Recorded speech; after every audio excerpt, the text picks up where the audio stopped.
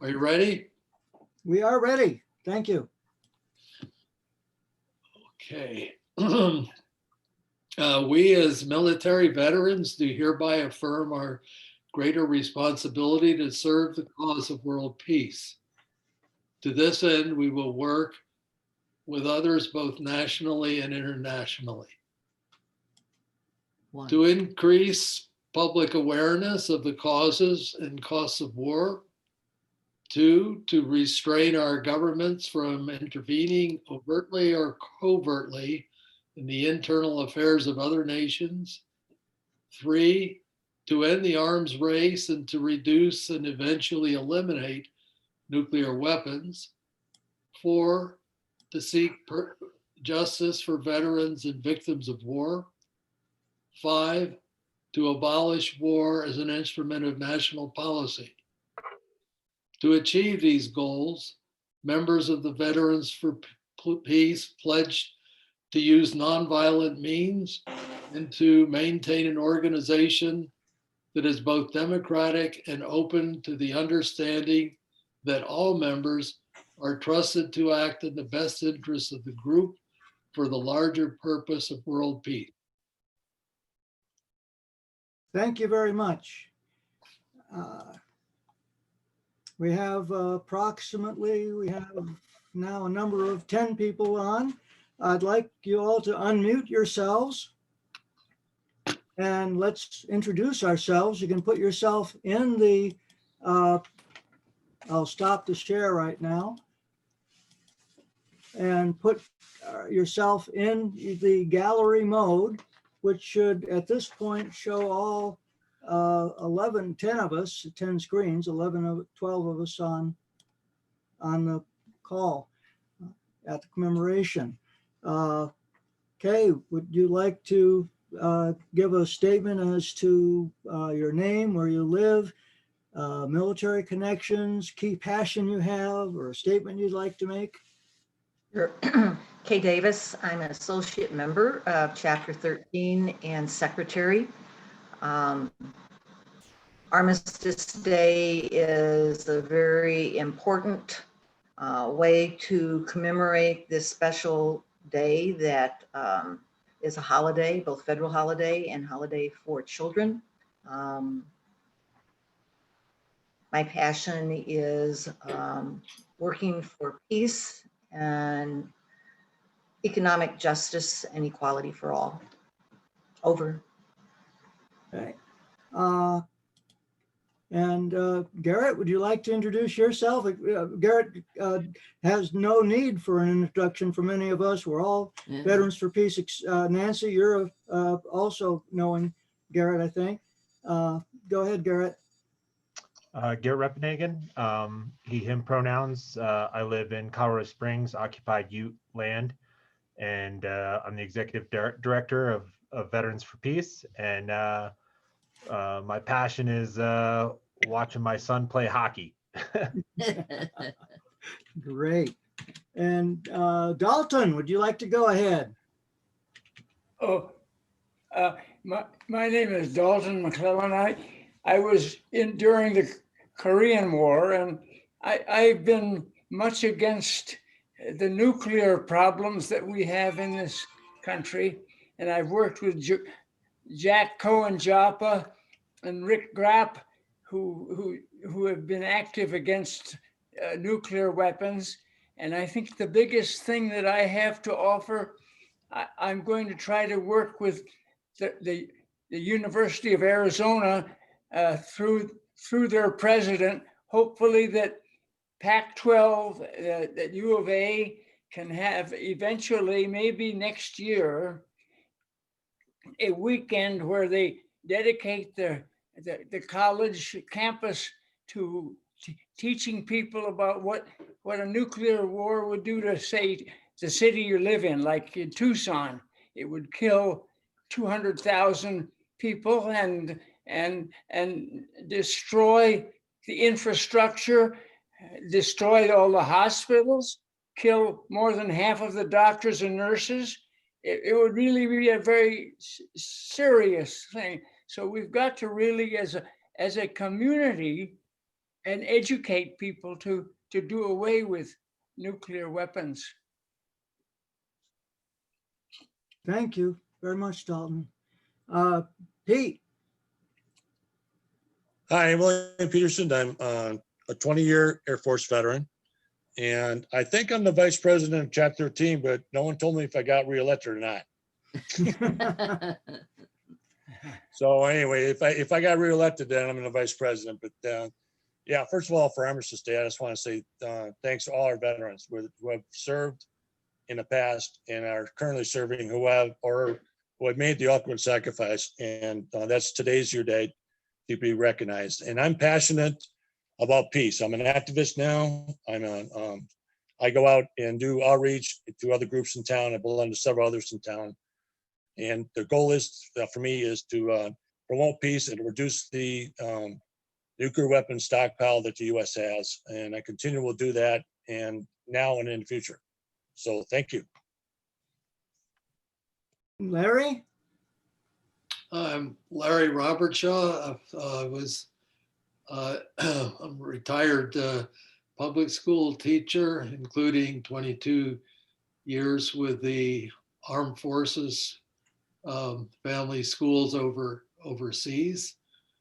I'd say my primary interests are those in common with the international working class, and most immediately to address the growing threat of the ecological changes that are ecological and environmental changes that are drastically facing the future of our children and their children. thank you, Larry. And Richard? Yes, I'm a veteran of 7 years in the United States Army Reserve. In between, I left the reserve when they built the Berlin Wall, I think, or during the Cuban Missile Crisis. I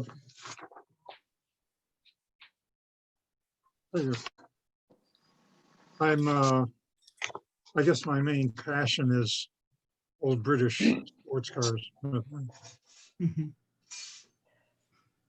George is here too. Great. Nancy? Thank you. Yes, I'm an associate member. My connection with the military is my father left for World War II in the Philippines when I was 1.5 years, and I didn't see him again until after I was 4. And I'm sure that impacted me. He never spoke about his experience until he was about 80, and I sat him down and asked him about his service in the war. So we do have a oral and written report of his experiences. And I became a webmaster for a group of disabled veterans out of Portland, Oregon, 15 years ago. So that's how I became involved in websites, and I'm very dedicated to getting out information so young people can make a good decision about whether they want to be involved in the U.S. empire. Yes, good passion. Thank you, Nancy. And Sterling? Sterling is muted. Sterling, you're muted. There we go. Okay, I just unmuted myself. Can you hear me now? Yes. Yes. Okay. I'm sorry, I'm a few minutes late. I had problems with finding the link. I am the treasurer of the local chapter 13, Veterans for Peace. I served in the United States Naval Reserve on active duty for 3.5 years in the early 60s. And I am passionate about, well, I've been involved in the peace and justice movement for a long time. I finally joined the Southside Presbyterian Church in 1986 and joined Veterans for Peace right around that time, shortly after that. So I go back quite a long way, although I haven't been nearly as active as a lot of the other people. Thank you. Thank you, Sterling. And Buzz? I'm Buzz Davis. I'm a former Army officer. I served during the Vietnam era and was fortunately sent to South Korea in '69 because they thought I was a revolutionary. So it was best to keep me out of Vietnam, which was very lucky. Lucky for me, I didn't know what the hell they were doing, but that's what they were doing. I'm a former government and worker of Wisconsin, union organizer, worked as a planner, problem solver with top management folks, and former city council member and county board member in politics. So Kay and I have been involved in politics for, well, since about 75, a long time. I'm now a Green. I've given up on the Democrats, although I still hang around with them because they have a lot of power.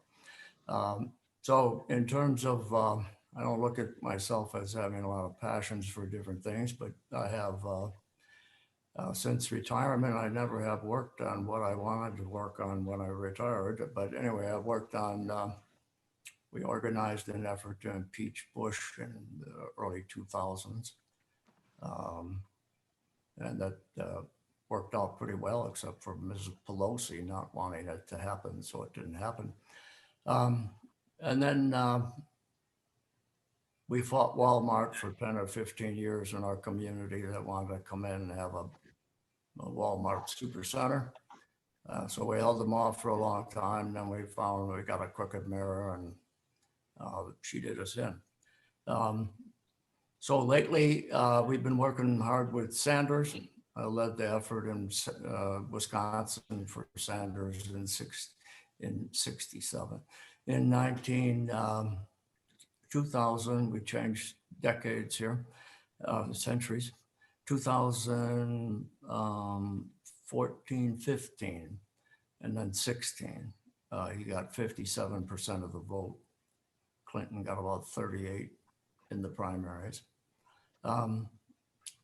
We've also been fighting for stopping the privatization of the VA healthcare, which the Veterans for Peace started in about 2014 with the first things are not going well, get the hell going, you know, so we got going, we've been going for 6 years. So that's the Stop VA privatization, fix, fund, and fully staff the VA healthcare system.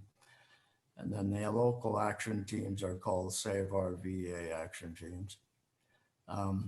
So that effort is very difficult, but the good thing, we've been trying for a long time to help veterans understand that they're shooting themselves in the foot by voting for Trump.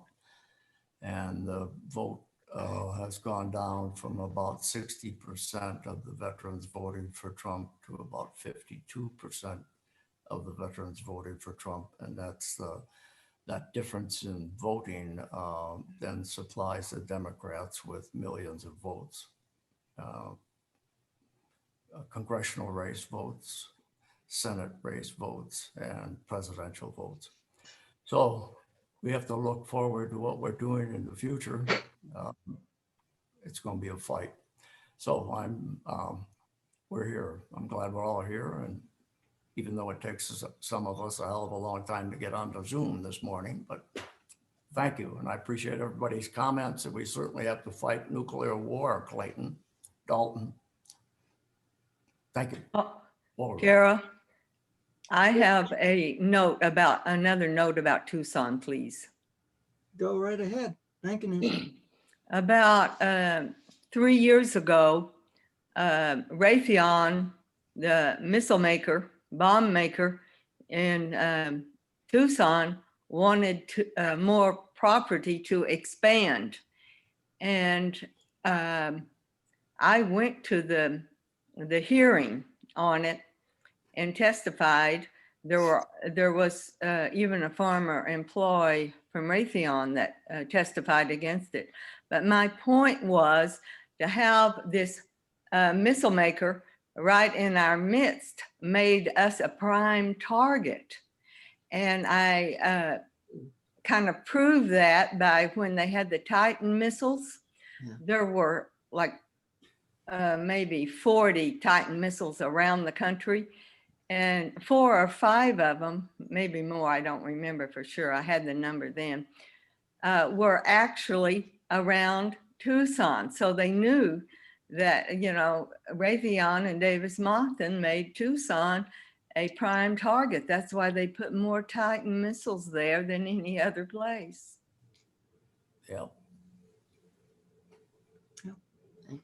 Thank you, Nancy, for that added part. By the way, every single person of the council voted for the expansion, including our current mayor and the former mayor. That's right. Yeah, something to think about. Satbir, would you like to open up yourself and unmute? Good morning, everyone. I'm Satbir. I'm an associate member. I was a protester in the 60s and 70s of the Vietnam War and all, you know, things like that. I've been a Sikh since I was 21, which has a strong military ideology. At the same time, it also has a strong using peace, using nonviolence ideology alongside that. So I just want to identify that. In the 70s in Toronto, that's where I was a strong supporter of, mostly it was young men who wanted to go to Canada instead of serving in the Vietnam War. And so I was in Canada, I was in Toronto, and I helped start the first rape crisis center there. I also helped found a child parent collective daycare called Snowflake Parent Child Daycare, and that is still running, as is the Rape Crisis Center. Both of those things. So it's kind of neat to have been a founder of a legacy that's ongoing. That's kind of a neat thing. I didn't know about Veterans for Peace much, except I'd seen them at the Peace Fair and had no idea that I could actually join. I don't quite remember how it happened. I don't quite remember how it happened, but here I am for a few years now. We Veterans for Peace, Chapter 13 Tucson, we've collaborated on a lot of projects through the nonprofit that I co-founded here in Tucson, the Culture of Peace Alliance. They've supported the Youth and Peace Conference, which is an annual high school event, virtual for the first time this year. They've supported community conversations, and we've collaborated on programs. That's a dialogue where all people can speak. It's using a circles process. It's a small, more intimate gathering. We're now virtual too. That's been going on for about 16 years in Tucson. So usually once a year, Veterans for Peace and Community Conversations collaborate on a program. The one we did recently was with Felice and Jack Cohen, Choppa Cohen, Belton, and that was on nuclear resistance in all forms, not just the war, but multiple levels of it. And that was very well received, and we're actually wanting to do a follow-up this month on it. if we can, because we don't usually have a program this month, but thinking about doing a follow-up because people do want to continue to talk about that.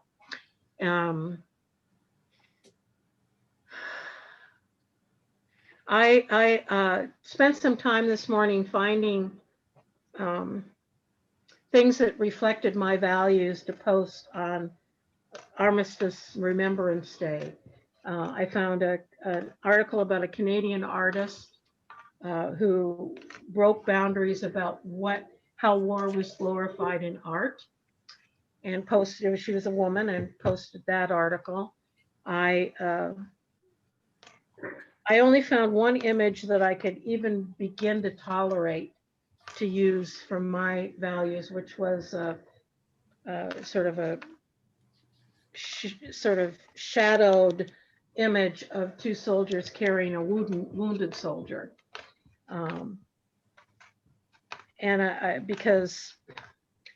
And one of the soldiers, of course, did have a gun on.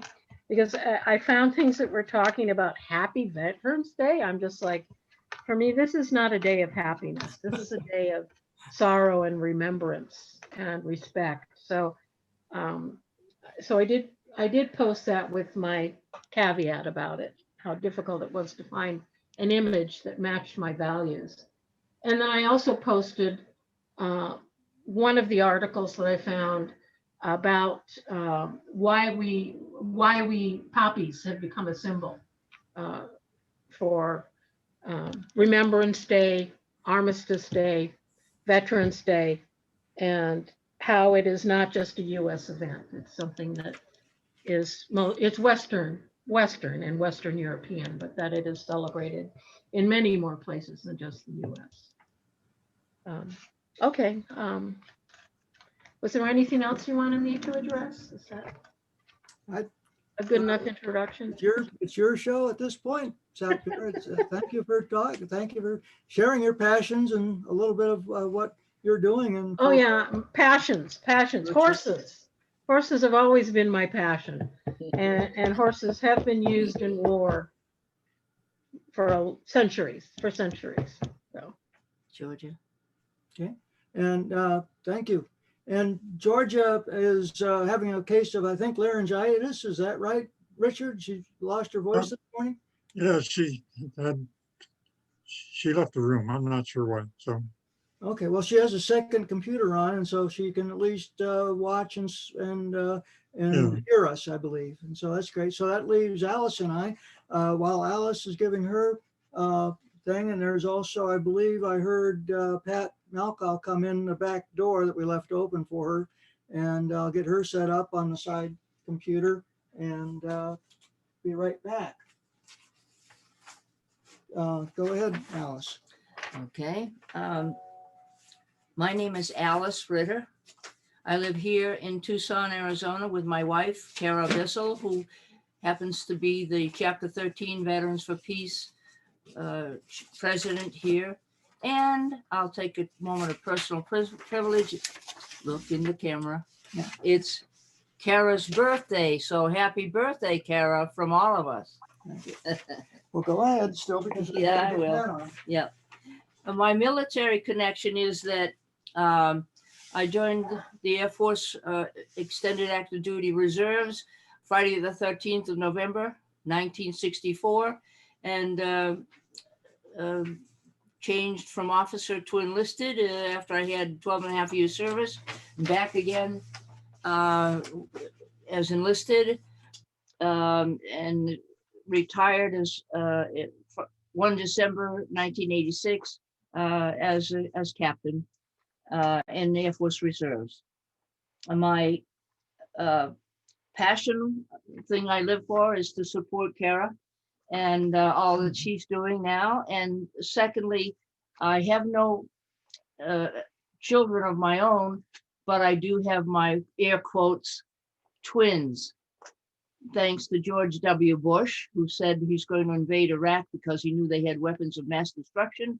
And I had heard the day or two before that Scott Ritter and Mohammed al-Baradei had just finished their inspections of Iraq, and there were no weapons of mass destruction. I was furious visiting my mom and said, what do I do now? You know, I got to change this negative to a positive. And mom says, you'll think of something. And I did. I thought going into my old high school where I graduated, Holbrook High School, Massachusetts, that I had an idea that I wanted to have a peace partner essay started there. And I was talking with the secretary, and she said, come in, I like the idea, come in and talk to our principal and the counseling department, and they all agreed. So it took me 2 years to get it started for the graduating seniors in both places, at Holbrook and in here at Sunnyside, thanks to the help of Roland Baker, who was a teacher there at that time. So the graduating class of 2005 submitted essays, peace partner essays. And I'd like anyone who has the opportunity, please pass that seed along. I like to connect the dots between the younger generation all over the place and ours. So please pass the idea along. I think people in Veterans for Peace chapter in New Mexico have in fact adopted that and changed it a little bit. Anyway, so please, the Peace Partner Award essay, what I've done in the past, what I'm doing now, what I plan to do in the future on behalf of peace. And first, second, and third place prizes and so forth. It's an award. It's not a scholarship yet. Thank you. I think that's about all I've got to add. Kara? Thank you, Alice. Alice took out a lot of my introduction. I was in the Army for 6 years, counting reserve in the Vietnam era. My passions, I live here in Arizona, Tucson, and I have a number of passions. Veterans for Peace definitely is one. The passion itself is peace through nonviolence. And as a mechanism for that, we have, of course, our organization, Veterans for Peace. Beyond that, there is the Green Party, and there is the Southside Presbyterian Church, I believe, helped me in my unbelief. And that's my main passion. Thank you all for sharing your main passions and goals. With that, let us go to the statement of Armistice Day by VFP. I'll put it on the screen, and Alice has a first section. We're going to divide it by a number of sections. Alice, Kay, Richard, and myself will be reading. Alice, go ahead. Over 100 years ago, 1918, the world celebrated peace as a universal principle. The First World War had just ended, and nations mourning their dead collectively called for an end to all wars. Armistice Day was born and was designated as, quote, a day to be dedicated to the cause of world peace and to be thereafter celebrated, end quote. After World War II, the U.S. Congress decided to rebrand November the 11th as Veterans Day. Honoring the warrior quickly morphed into honoring the military and glorifying war. Armistice Day was flipped from a day for peace into a day for displays of militarism. Veterans for Peace has taken the lead in lifting up the original intention of November 11th as a day for peace. As veterans, we know that a day that celebrates peace, not war, is the best way to honor the sacrifices of veterans. We want generations after us to never know the destruction war has wrought on people of the earth. Veterans for Peace is calling on everyone to stand up for peace this Armistice Day. More than ever, the world faces a critical moment. Tensions are heightened around the world, and the U.S. is engaged militarily in multiple countries without an end in sight. Here at home, we have seen the increasing militarization of our police forces and brutal crackdowns on dissent and people's uprising against state power. We must press our government to end reckless military interventions that endanger the entire world. We must build a culture of peace. This Armistice Day,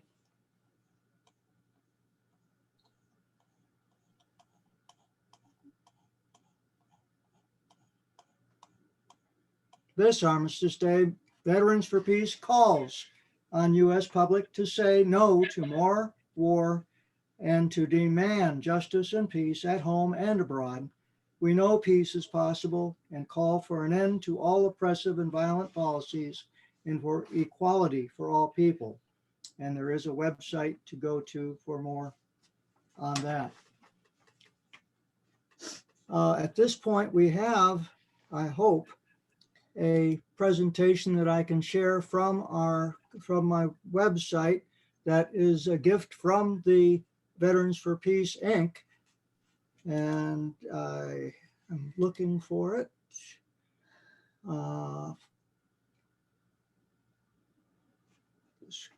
Screen, I believe is what I want.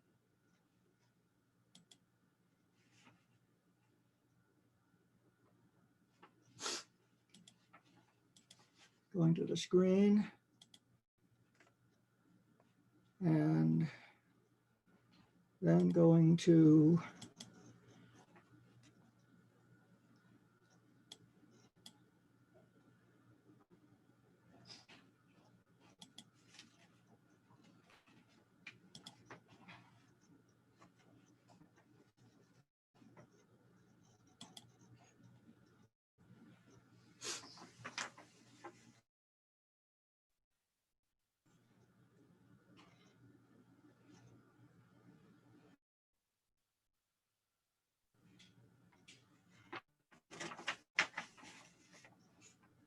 there may be a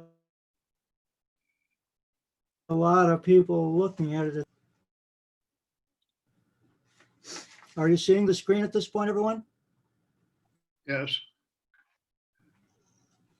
Yes. I'm seeing a photograph of several old newspapers, collage of old newspaper photographs announcing the end of the war.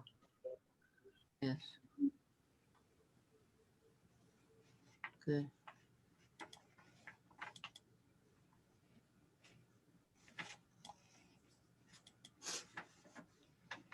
And it's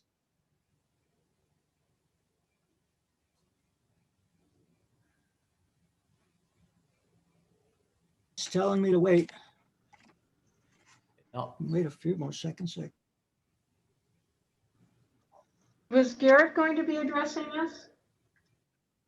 I mean, if we need to wait because of the loading, maybe Garrett could talk to us now.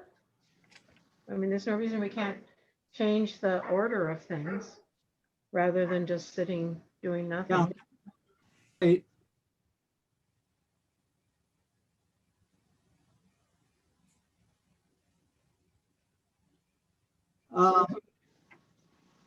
The website, Garrett has given us a few web links to post it onto our Facebook page and individual pages as we wish. I'll do that and get it up for everyone. In the meantime, I guess we'll have to forego that in the program. Here, why don't you let me share my screen? I might be able to get it. I can leave it for waiting.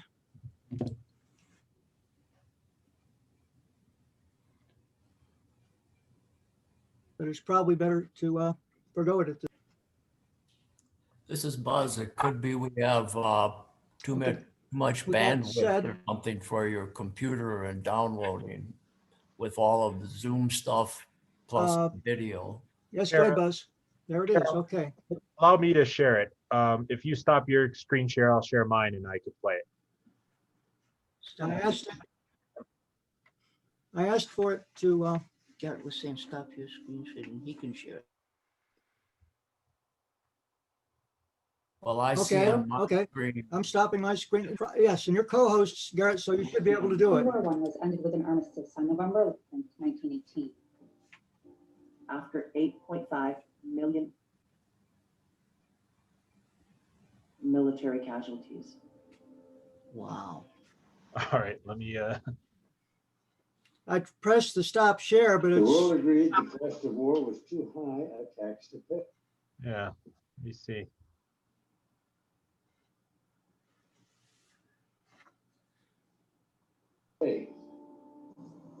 Both sides agreed to stop the carnage of war. Armistice Day was born and was designated Put more as a volume. day to be dedicated to What are you folks seeing? It's a still image. Yeah, you still image of your wife. It's a frozen Yeah. image. We're seeing a frozen screen on YouTube. And the volume is extremely low.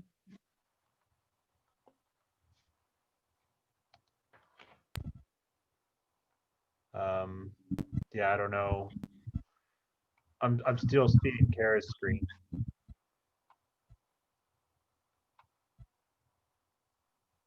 I'm attempting to stop. I don't know.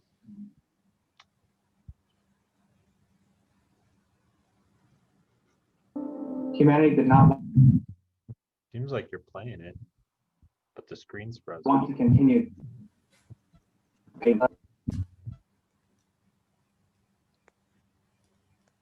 Bombs and global suffering.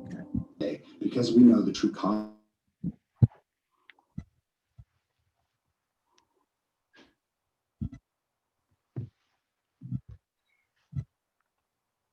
and cause of war.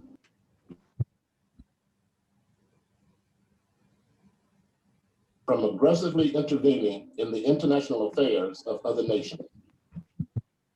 At Veterans for Peace, we are working to abolish war as a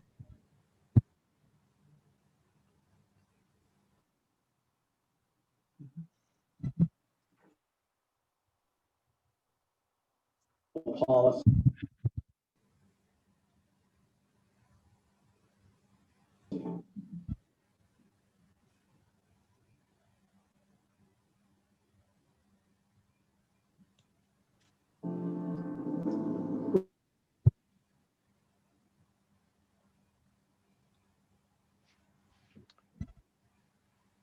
We seek justice for veterans and all.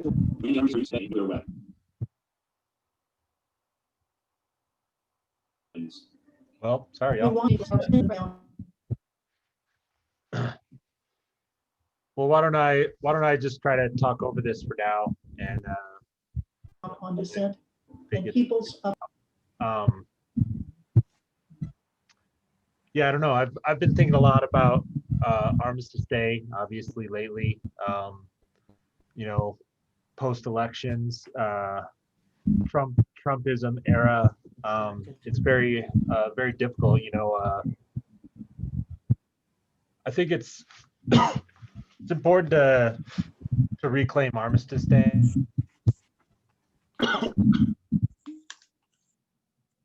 hour.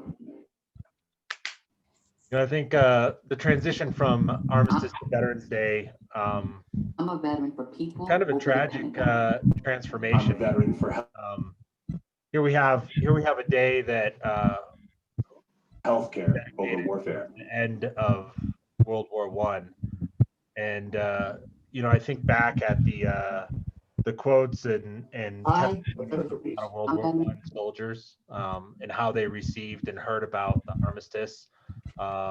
Some hours after, some days after, how some of them were so crippled that they fell over crying at the word, learning that that there could be a possible peace and their horror was ending. Some of them just reflecting on the sacrifice and sorrow that they saw and that they perpetrated. A lot of them just couldn't believe it. They were paralyzed with disbelief. They were so conditioned to be in a state of war that their life were those trenches, and that they never could imagine really an end to that conflict. They thought that it would be perpetual war and never ending. And armistice was declared. One of them said that he heard the sounds of crashing or falling, just going up and down the lines. And he finally realized that it was soldiers discarding their equipment, taking off their gear, and dropping their weapons, and almost desperation to get rid of that, just to get rid of the war off of them, and be so relieved to finally discard that military equipment. And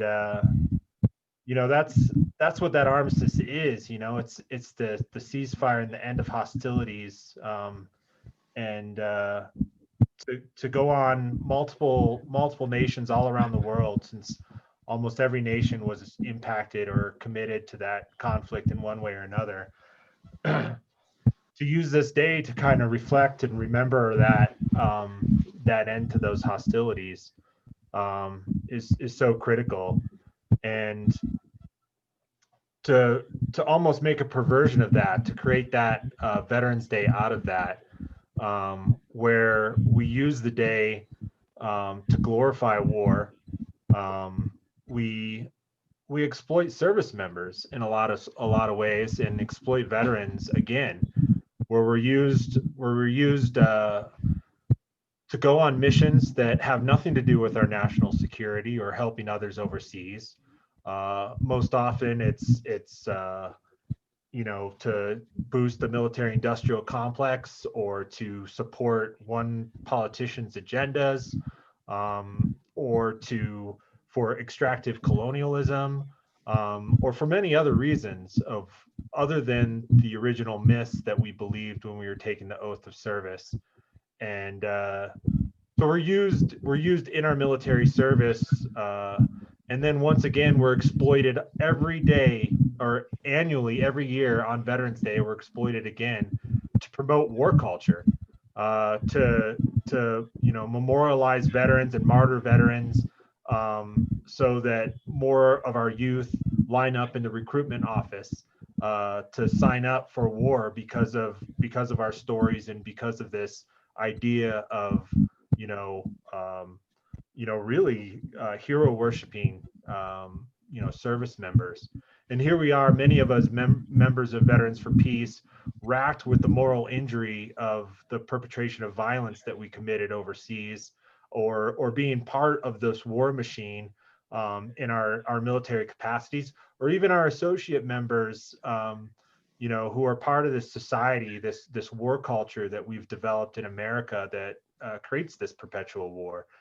And I think that's a form of moral injury in and of itself that many of our activists experience, and that's what drives us to be members of Veterans for Peace, and to commit towards activism to ending war. I think there's no one of the most important things that we can do as Veterans for Peace is try to reclaim Armistice Day, because that directly impacts our national culture. And we really have this rise of neo-nationalism in the United States that you see it in this Trumpism and the right-wing militias that are starting to form, and the enabled hate and Islamophobia, and all of this is directly connected to the same things that propel us using Veterans Day instead of something like Armistice Day. So we need to continue this fight. I would like to start a campaign. I was hoping to get it off the ground before Armistice Day this year, but I think we should start reaching out to our municipalities wherever we live. And just like we're changing Columbus Day to Indigenous Peoples Day, we should encourage our state governments to convert Veterans Day back to Armistice Day. And it would be interesting to see from now until next Armistice Day 2021, how many towns and cities we can get to officially convert and keep that running total on the Veterans for Peace website. I think even if we can convert one town, that's changing the amount of war culture in that community, and might actually impact how many children are joining, how many of our youth are joining military efforts and enlisting and taking part in JRTC. I imagine those towns that are starting to stop martyring our veterans, they'll start changing that culture of those individual communities, and that would be a big effort. So yeah, I don't know if you all know a lot about my personal background, but I was a sniper in the US Army. I enlisted as a cavalry scout 1 month before September 11th. I was in the delayed entry program when the planes hit the towers. And I went anyways. I did OSET training, one site unit training for the U.S. Army Cavalry in Fort Knox, Kentucky, and I took it very seriously. And we were convinced by our drill instructors that we were headed off to Afghanistan to die, and that was pretty much the role of a cavalry scout, reconnaissance person. Is one of the highest casualty rates in the U.S. military. And instead, I went to Vilseck, Germany, and my home duty station was in Europe. While many of my friends who I went to basic training with went off to units that were deploying right away, I found myself, going to different European towns on vacation during 3-day and 4-day weekends, and eventually we got deployed to Kosovo for 6 months for a peacekeeping mission. This is well after the hostilities. This is in 2002. And we were supposed to be there for a 6-month tour, and the unit that was replacing us instead went to Kuwait. And if you know the how military scheduling works well in advance, there's multiple years of scheduling of what units are going to be deployed to Kosovo, and to have them be diverted to Kuwait was kind of surprising to us. And this is before we started hearing of weapons mass destruction or phrases like the smoking gun. So we were very confused of why that unit was going to Kuwait. And soon we started hearing the news, all this rhetoric, and Colin Powell gave his address to the UN, and we knew we were well along our way. I was infatuated with the military at the time. I loved my tour in Kosovo, and a lot of the stuff I did. And I recognize there's faults to that as well, but there were individual things that I did that I'm proud of. Ultimately, I'm still serving in the U.S. military, and I could reflect on that and realize some of the errors even in that mission. But I individually, as a cavalry scout there in Kosovo, discovered mass graves from the ethnic cleansing, where there was a town, actually it wasn't Albanian Kosovars, which were usually the targets of the ethnic cleansing, but Roma, the gypsies, excuse the derogatory term, but the Roma population there that were killed in this mountain town, and we discovered the mass graves. Our unit of six reconnaissance scouts were doing patrols looking, basically we were monitoring the Macedonia Hills because there were illegal lumber cutting and other contraband smuggling. And we stumbled upon these grave sites and were able to get scientists out there that uncovered them and started to figure out who they belonged to and if they had family members and whatnot to move the remains to somewhere more dignified. But we did other things like we defended a wedding. We locked down a town, so a Kosovar Serb and a Kosovar Albanian, both like 20, 21-year-olds, could get married in their backyard, and there were, members of each side's family that wanted to prevent it, and they were willing to use violence to do so, and we were able to protect it and allow this couple to get married. We uncovered landmines that surrounded the church that Mother Teresa was baptized in. because the Serbs didn't want Albanians to destroy and burn down the church. So they landmined the whole thing so nobody could get to it. We were able to remove those landmines and open the church back up for folks to visit it. And I was able to save 4 children from being smuggled out of the country, likely to be put into sex trafficking, that were tied to mules. The smugglers usually bring the mules through with low-level contraband like cigarettes and alcohol. And then once the mules learn the paths, they load them up with weapons, bomb-making material, and other things, and send them on their way without any people, because the mules know the paths and they just walk through the mountains alone. So when we capture these mules, there's nobody that we can pin it on. We just capture the contraband and document it. And one day we were out there in the winter. It was about five days in the mountains.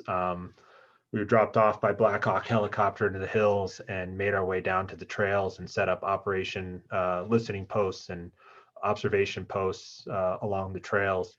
And finally, these mules were coming the opposite direction, usually where the contraband comes in from Macedonia into Kosovo. These mules were headed back, and we saw these kids tied to them.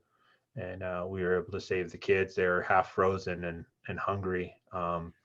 So there's individual things that I respected about my Kosovo deployment. And because of that, I was... Can we continue after the ringing of the bell, Garrett? Oh, yeah. I'm sorry. 11 o'clock. Let's do that. Okay.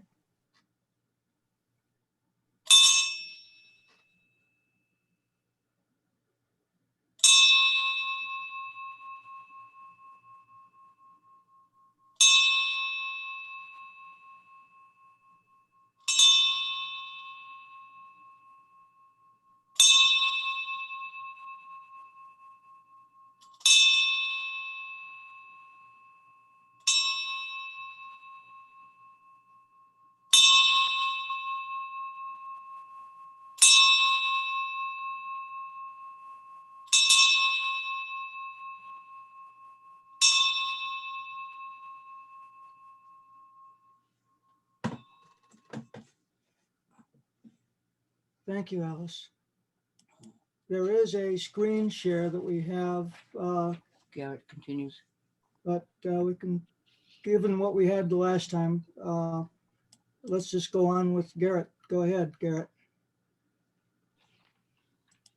All right. I'll go for a little further, and then maybe I'll try to play the video for you.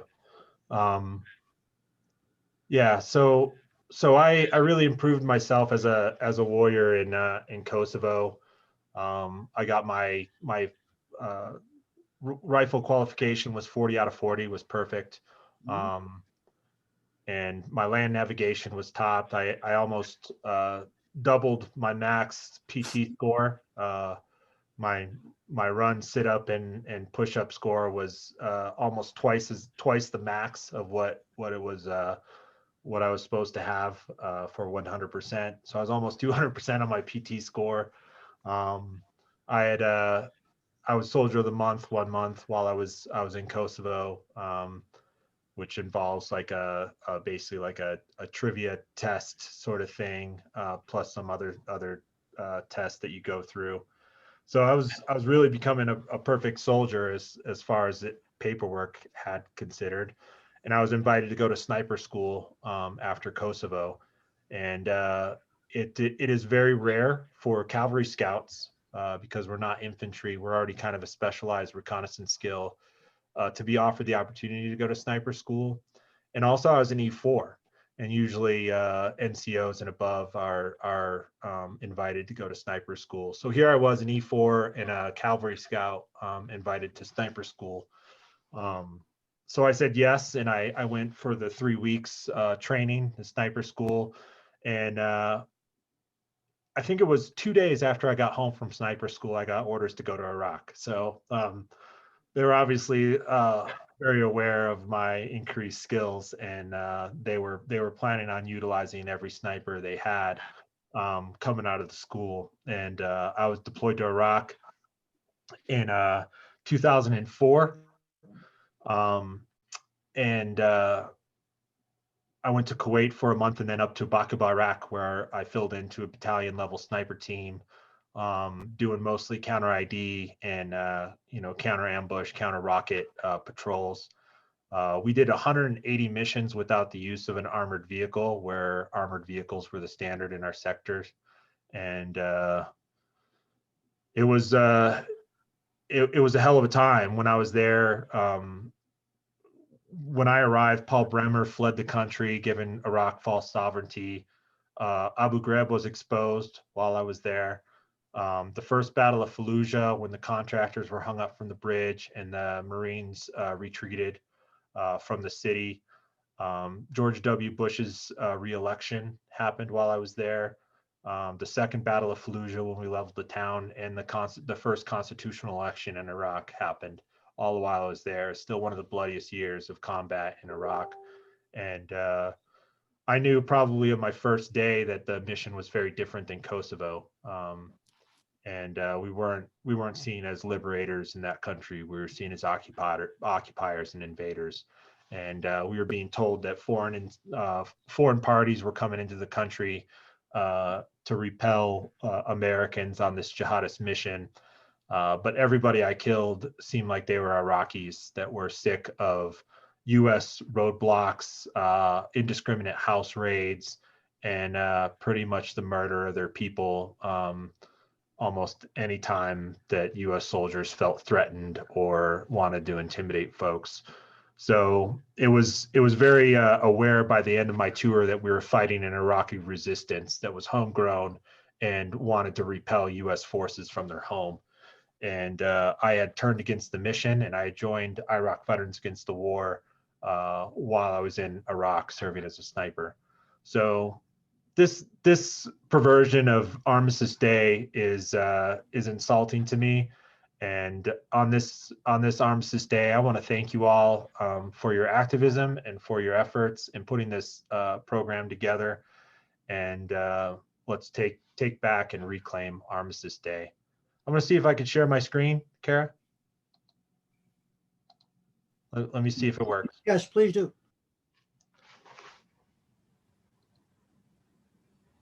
Do you all see my screen? Yes. A woman holding a baby was first. World War I was ended with an armistice on November 11th, 1918, after 8.5 million military casualties. The world agreed the cost of war was too high a tax to pay. Both sides agreed to stop the carnage of war.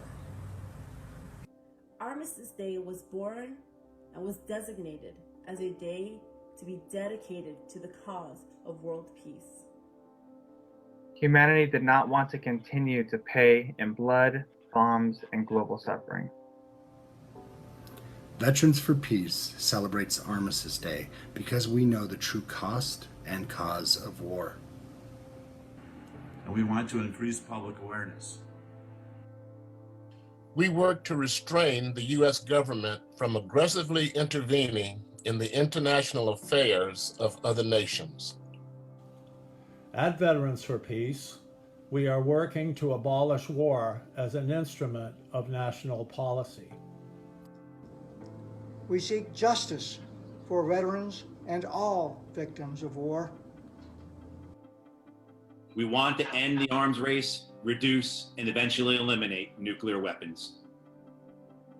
We want to demilitarize our police forces and end the brutal crackdown on dissent and people's uprisings against state power. I'm a veteran for people over the Pentagon. I'm a veteran for healthcare over warfare. I am a veteran for peace at home and peace abroad. I am a veteran for peace. I'm a veteran for peace. I am a veteran for peace. I am a veteran for peace. I'm a veteran for peace. I am a veteran for peace.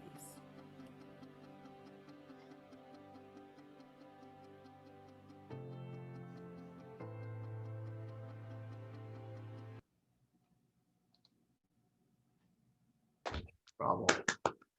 Thank you, Garrett. Yeah, you're welcome. Thanks, everyone. Do we have the link for that so we can share it like on Facebook and Twitter and things? Absolutely. Garrett posted it in an email that I received shortly before this commemoration. Does that mean, Cara, you'll share that email? Absolutely, of course. Okay, thank you. I'll put it in the chat. You can also find it on our Facebook, our Twitter, and our Instagram. So if you could share it from any of the social media, that'd be super helpful. And I'll find the link and I'll post it in the chat for the YouTube Direct. Thank you. Pete, Okay. Great. In the program next, we do have a program, A Cost of War by Pete Peterson. You want to give that now to us, Pete? Thank you, Kara. Yeah, if you go to the Veterans of Peace, homepage and look down at the running tally of call cost of war, you'll find it continues to just click off dollar to dollar every minute of the day. So right now, every hour, U.S. taxpayers in the U.S., they pay over $32 billion for the total cost of war since 2001, and over $5 trillion in counting. This is the humongous sum. On the war on terror, veterans health care since 2001, this includes the Second Gulf War, has cost the American taxpayers over $339 trillion. Taxpayers pay $2.2 billion every hour. It seems like the cost of war continues to go up and up and up. And we have hope that with the election of Joe Biden, that the cost of war will definitely go down. I'm hoping he tries to get us out of all the wars that we are constantly involved with. Homeland security costs of war since 2001 is over $1 trillion. Every hour, taxpayers pay $7.99 million. The interest on that war debt since 2001 is over $808 trillion. Taxpayers pay $10.5 million per hour.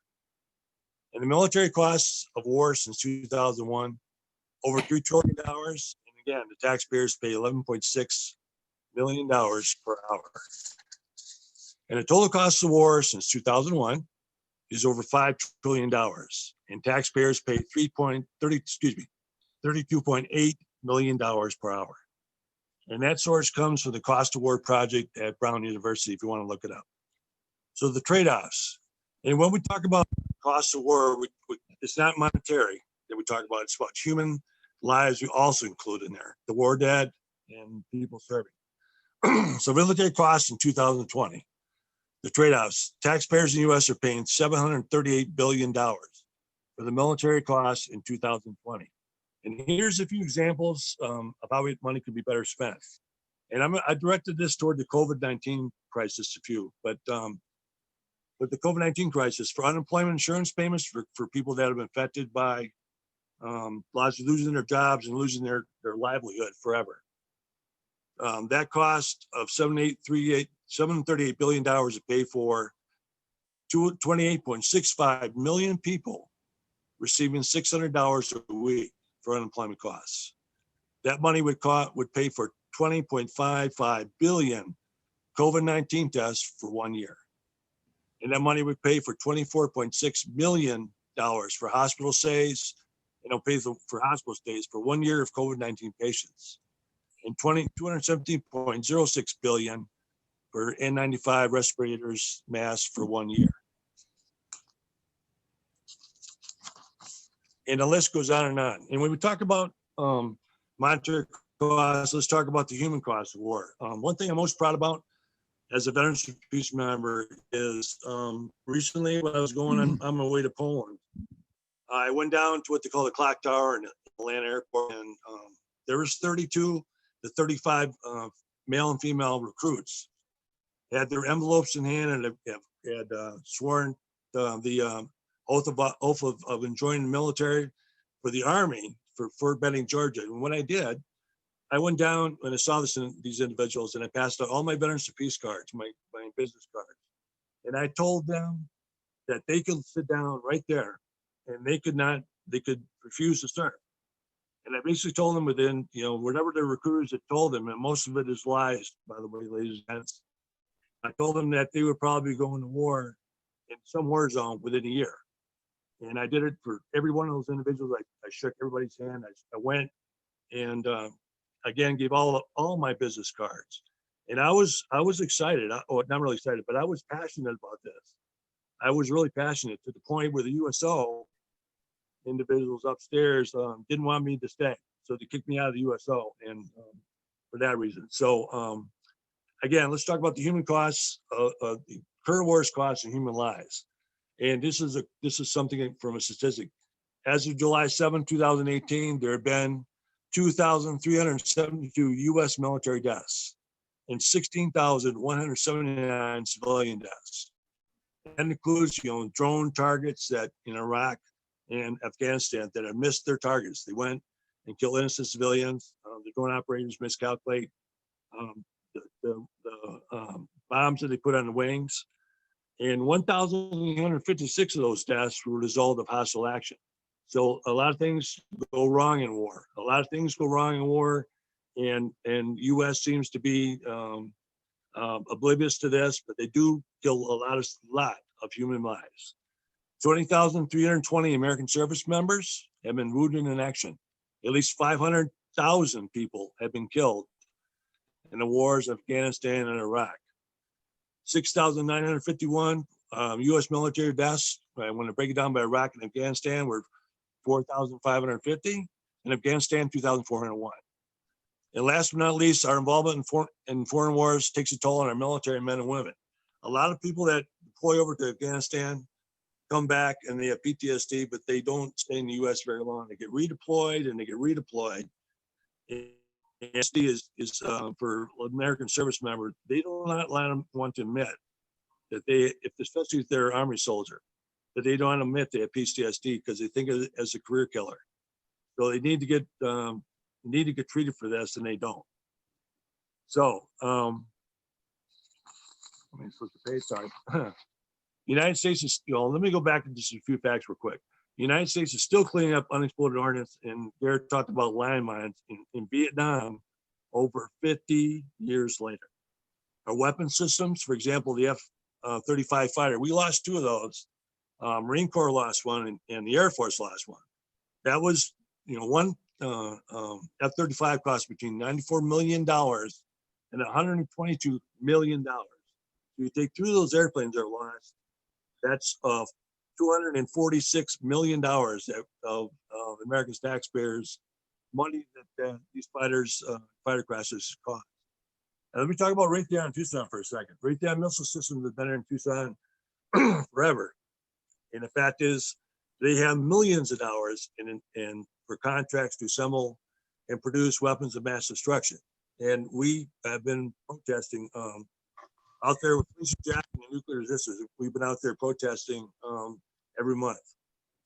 And in summary, I just want to say real quick, as far as the military goes, that the United States right now they need to pursue a path to peace. I would say bring the troops home now and put the taxpayers' money to better use. War is not a solution to anything. Nonviolence is the best path for any conflict now and in the future. And I just want to again recognize today on Armistice Day, all the veterans that have served, all the veterans that are currently serving, and all those who have lost their lives while serving the country. And that's it. Thanks so much. Thank you, Pete. Yes. Okay. Next up is a talk on We Are All in This Together, intersections. Veterans, all people are connected with 6 degrees of separation by communities, locally and globally, personally to an employee or an owner. A young woman this past Sunday gave a sermon that inspired. She cited Hunger Games, the movie, as an example to live by. Why not? The heroine of the movie is young, beautiful, athletic, courageous, righteous. In the final sequel of Hunger Games, The rebuilding of another era after an apocalyptic past seems to set humanity back on track. Here, this Sunday, is a young woman preacher who sees a heroine as a violent war figure out of necessity through the lens of her life's reality. We quote, "We may have a new president, but we're still scared. Nothing happens from one person alone. It," positive change she's talking about, "takes us together in community with love, faith, and spirit to bring things in a progressive way." This is a 13, 14, 15-year-old. As Veterans for Peace members, we are models for people like this young woman. The costs of war must be shown in comparison with nonviolent means to achieve human rights. Political leaders such as Mahatma Gandhi, Martin Luther King Jr., Nelson Mandela, Cesar Chavez, Dolores Huerta, they're all examples that we can follow as Veterans for Peace leaders. We need to support, elect these kind of people into be those kind of peoples in our county, state, city, national government. Wars have always been fought on the premises the enemy is evil, the enemy is subhuman. They, fill in your own blank, are the cause of our ills. The poor and disenfranchised, foreign citizens, the military personnel as well, become the pawns of industry to, quote, win, end quote, the war. The, quote, rich and powerful, end quote, continue to be more rich and powerful. There will always be wars and rumors of wars, religious people are taught. The, quote, system, end quote, prepares us for, quote, righteous war, end quote. President-elect Biden last Saturday called on, quote, healing, end quote, to be the focus of this immediate time. Quote, "We, the people," end quote, "are in control," say politicians who have won their elections. In reality, we, the people, are controlled by our republic, by our elected officials in the Senate and House of Representatives. In reality, we, the people, are controlled by our republic, by our elected officials. Repeated that at our city, county, state, and United States government levels. Veterans for Peace have intersected with our society uniquely. Veterans for Peace relating their experiences, just as Garrett did this before, as Pete has told us of the costs to our republic and fellow citizens, is valuable, desirable, needed. We, the people, must control the republic. We must control our representatives. We are in the 21st century. Our forefathers and veterans giving up their lives literally, as well as indeed along with us, their descendants, can be proud of the world's accomplishments, but appalled at the contrast between the haves and the have-nots. The richest countries and individuals in this world must intersect for all humanity, for all the world's people. We intersect in the right to be treated equally with justice, social justice. We intersect in the right to breathe clean air. We intersect in the right to have clean, safe water. We intersect in the right to have sufficient food to eat. We intersect in the right to have safe shelter.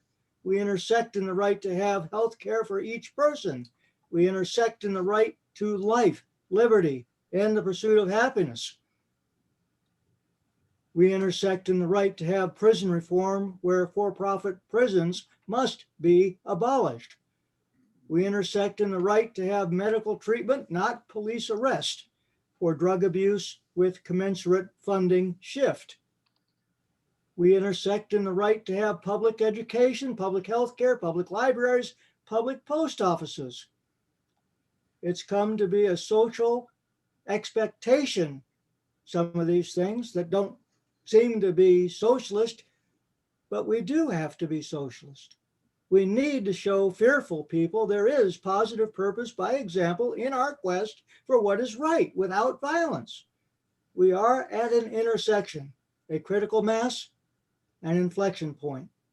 We, the people, regardless of any measure anyone can categorize us by, intersect in humanity. Quote, man's inhumanity to man, how long, end quote, from the Vietnam era, must be replaced with, quote, may humanity from this century on be known for all human beings having the rights listed above. May Veterans for Peace be a part of this movement, regardless of what the movement is called. Amen.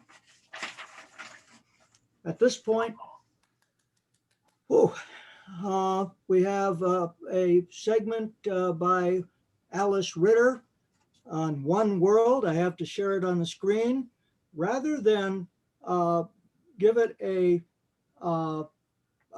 voice, a sound, a song, we're going to instead, Alice is going to instead read it. She is the author of this. It is copyrighted in 2003.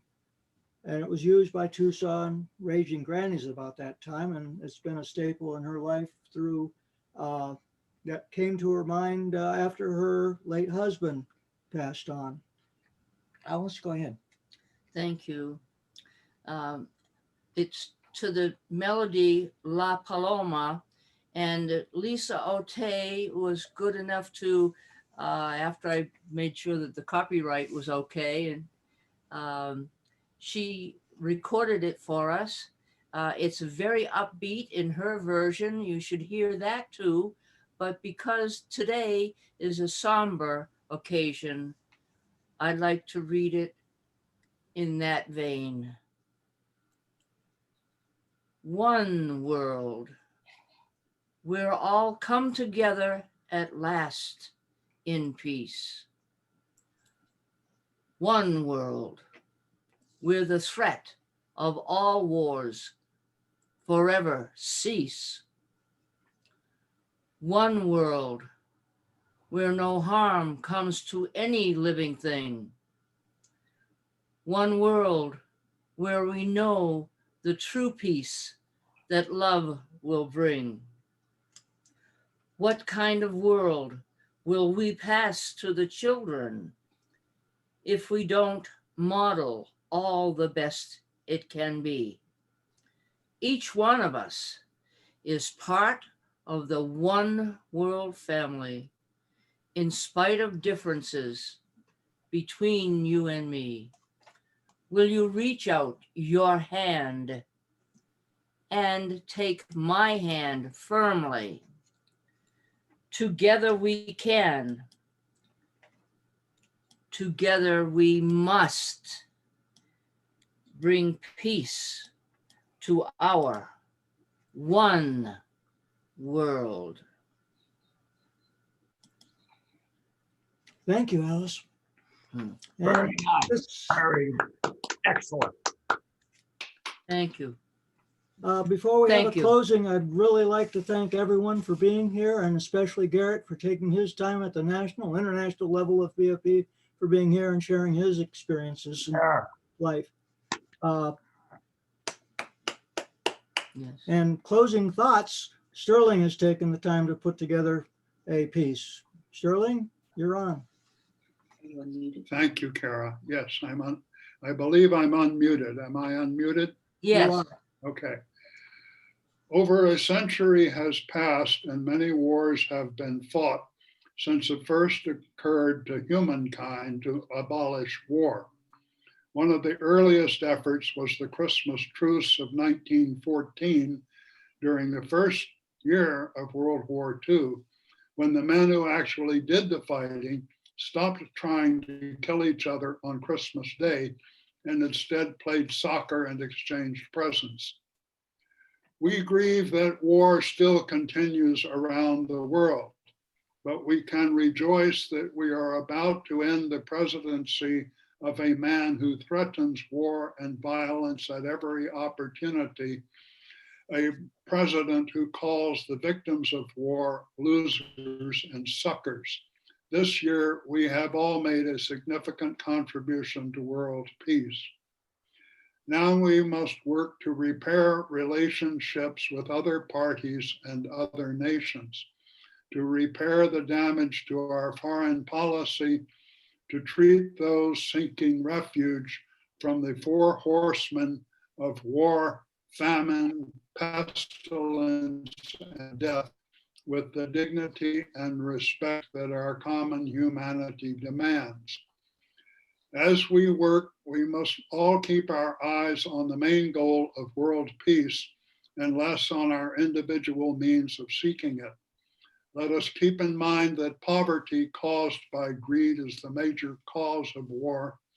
We need to understand that strife and violence arise when each person reaches the limit of his personal pain, whether it is his own torment or watching the hunger of a child.